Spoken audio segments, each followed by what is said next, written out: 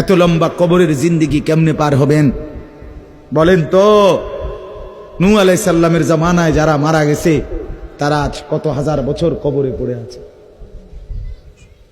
ইব্রাহিম আলাইহিস সালামের জামানায় যারা মারা গেছে তারা আজকে কতদিন কবরে পড়ে আছে। হ্যাঁ, আবু জেহেল আজকে কত বছর কবরে পড়ে আছে? 1450 বছর, আরো বেশি, 1450 বছর ধরে পড়ে আছে কবরে। এরপরে তো হাসরের মাঠ, এরপরে তো ফুলসেরা, এরপরে তো জাহান্নাম, আর তো রইছে। তাহলে দুনিয়ায় থাকলি কতদিন, কবরে পড়ে রইলি কতদিন? আপনি বলেন। আবু জেহেল দুনিয়াতে ছিল 800 বছর, কথা কন না?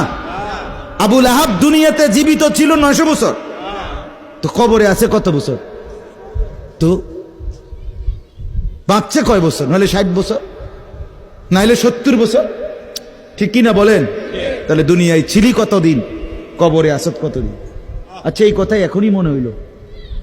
হ্যাঁ, এরপরে তো সামনেরটি রয়েছেই মিয়া, এখনো তো কিয়ামত আসে নাই, এখনো তো ইসরাফিল ফু দেয় নাই।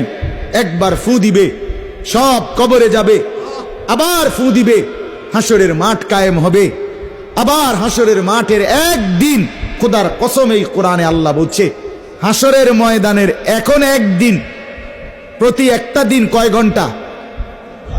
হাসরের একদিন আল্লাহ বলছে 50,000 বছর, 50,000 সানা, 50,000 বছর। হাসরের ময়দানের পুরা সময় না, একদিন, একদিন।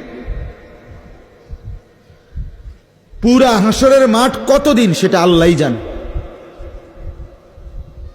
প্রিয় বন্ধু আমার, নষ্ট হয়েন না। ছেলেরা আমার, বাপ, বরবাদ হইও না। মনে করো কেউ বলে নাই, তবুও নষ্ট করো না নিজেরে। বাবা বলে নাই, মা বলে নাই, সর্দারে বলে নাই, মাতবরে বলে নাই, গ্রামের মুরব্বীরা বলে নাই, কেউ তোমারে কিছু বলে নাই, তবুও তুমি নিজেরে নষ্ট করে দিও না। হযরত ইব্রাহিম আলাইহিস সালাম, পুরা কওম, আপন মা, আপন বাপ, সবাই মূর্তি পূজক, কেউ তো ওনাকে ইমানের দাওয়াত দেয় নাই, তবুও সেই ছোট্টবেলার থেকে তিনি ওইখানে থেকেই উনি খুঁজে নিছেন আল্লাহকে। কাকে খুঁজে নিছেন? আল্লাহকে খুঁজে নিছেন, আল্লাহকে তালাশ করে নিছেন। কওমের লোকেরা বলছে যে তারকা এটা রব। বলছে আচ্ছা ঠিক আছে, দেখি তো। কিছুক্ষণ পরে তারকা ডুবে গেছে। বলছে কই, রব আবার ডুবে কেমনে? পরের দিন এলাকার লোকরা বলছে চাঁদ, এটাই আমগো রব। বলছে আচ্ছা ঠিক আছে, মানে নিলাম, দেখি তো। ভোর হতে হতে দেখে চাঁদ নাই। কিও রব যদি জায়গা, তো আমি বন্দা রইলাম, রব কু? বুঝেন নাই কথা? এরপরে বলছে সূর্য, এটা বড় সড়ো মোড়া তাজা, এটাই রব। হ্যাঁ, ইব্রাহিম আলাইহিস সালাম বলছে আচ্ছা দেখি তো। সন্ধ্যা হইছে আর সূর্য ডুবে গেছে। তো ইব্রাহিম আলাইহিস সালাম বলছে হায় আমার কওম, কি কও ইডি তোমরা? তোমার মাথা ঠিক আছে নি? রব কেমনে এর মোড়ে নামে? রব এমন হয় কেন? বানানেওয়ালা এত দুর্বল হবে কেন? তখন তিনি বলছে ইন্নী ওয়াজ্জাহতু ওয়াজহিয়া লিল্লাযী ফাতারাস সামাওয়াতি ওয়াল আরদা হানিফা ওয়া মা আনা মিনাল মুশরিকিন। যে না কওম শোনো, আমি তোমাদের বানানো কোনো দিকে ফিরবো না, আমি ফিরছি আমার চেহারা, আমার জিন্দেগি ফিরাইয়া দিলাম ওই সত্তার দিকে যিনি 7 আসমান ও জমিন পুরাটা বানাইছে। হানিফান, একনিষ্ঠভাবে আমি শুধু তার দিকে ফিরলাম। ওমা আনা মিনাল মুশরিকিন, আমি মুশরিকদের অন্তর্ভুক্ত নই, আমি আল্লাহকে ছাড়া কাউকে মানি না।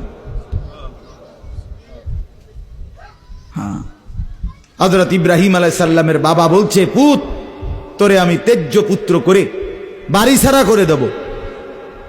হযরত ইব্রাহিম আলাইহিস সালাম বলছে আ'তাজিলুকুম ওয়া মা তাদউনা মিন দুনিল্লাহ। আব্বা, আমি আমনেরে ছেড়ে দিলাম, আমনে আমারে কিতে ছাড়বে? আমনে বাইত জায়গা দিতেন না কিতে? আমি আইলাম না আমনে বাইত। আমার ঈমান দরকার, আমার আখিরাত দরকার। আমি বন দিয়ে কিতে করব? আমি সোফা দিয়ে করবো কি? আমি বিল্ডিং দিয়ে করবো কি? যার বাপে বিল্ডিং করে দিছে না, হাতে বেড়া পরে আর বিল্ডিং করতে আসছে না। মা কথা কয় না, বোঝেন নাই আমার কথাটা? যার বাপে জমি কিনা দিতে আসছে না, এবারে পরে এবারে ফুতে আর কোনোদিন জমি কিনতে আসছে না, তো তো কি আমনে যে একবার উল্টাইয়া গেছেন। হ্যাঁ, আরে পুত, আমি যদি কদ্দুর কিছু করে দিয়ে যেতাম না পারি, আমি মরলে তারা খাইবো কেমনে? না, তারা চিরা খাইবো। আর পরে আমনে 2 বস্তা চিরা কিনে দিয়ে যাই, আমনে মরলে আর কেউ দুনিয়াত কাম করতো না, আমনে একটা কামিলা মরতে আছেন, শেষ। এটা ধোকার কথা না, বলেন না কেন? তো হযরত ইব্রাহিম আলাইহিস সালাম বলছে, আব্বা আপনাকে ছেড়ে দিলাম। ওমা তাদউনা মিন দুনিল্লাহ, আল্লাহকে বাদ দিয়ে যে আপনি যাকে ডাকেন, সেই মূর্তি, আল্লাহকে বাদ দিয়ে যেগুলোকে আপনি ডাকেন, বাপ আমি এগুলোকেও ছেড়ে দিলাম। এবার ইব্রাহিম নবী বললেন, ওয়া আদউ রাব্বি, আমি শুধু